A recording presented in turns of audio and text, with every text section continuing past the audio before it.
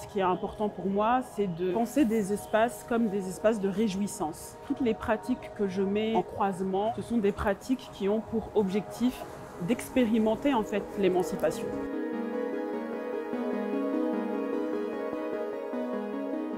Je m'inspire beaucoup de la subjectivité féminine noire. Je parle beaucoup aussi de l'individu dans le collectif et aussi dans l'espace personnel.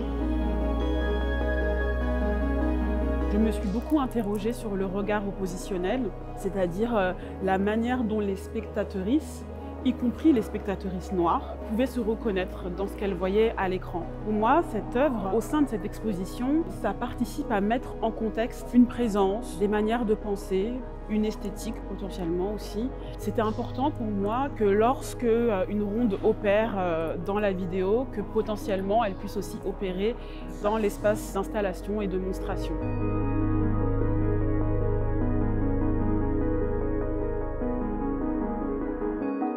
Ma première connaissance du batik, ça a été sur YouTube. Et j'ai tout de suite eu un coup de cœur pour le processus en fait. Quand j'ai créé cette œuvre, la phrase que j'ai écrite dessus m'est venue assez vite parce qu'elle a été inspirée par Maya Angelou, l'association que je fais à la joie, et en même temps mon inspiration qui est littéralement le poème And Still I Rise. C'est comme ça que les deux me sont venus. L'arc-en-ciel, pour moi, ça a une symbolique très forte.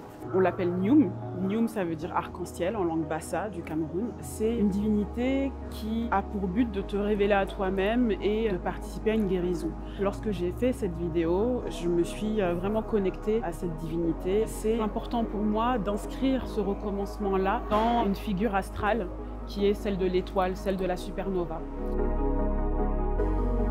J'ai une perception très positive des perles. Dans la culture ndébélé, il y a beaucoup aussi d'ornements, de bijoux faits en perles. C'est une manière aussi de rajouter une présence un peu ritualistique et positive à la phrase que je donne à voir.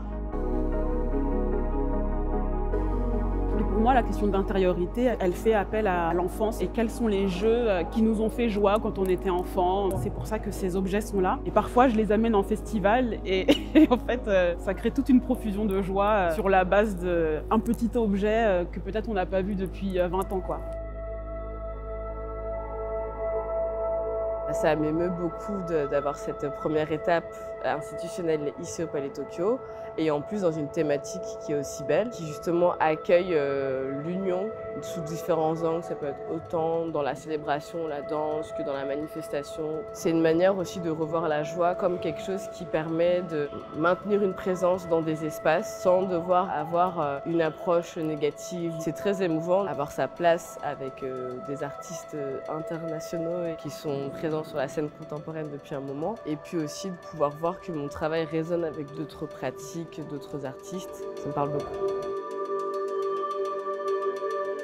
D'être exposée face aux photos de Lauren O'Grady, avec toute la charge que ça a en fait de parler des pratiques de carnaval, de rue, de fanfare, de moments collectifs.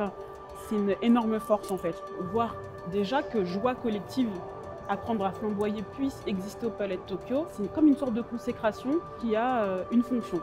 La fonction de rappeler aussi aux personnes d'où vient cette joie-là. Il y a vraiment au centre un rappel. Nos joies ne sont pas vaines. Il est important de ne pas oublier qu'elles sont ancrées dans des luttes, de se faire joie alors que tout est empêché.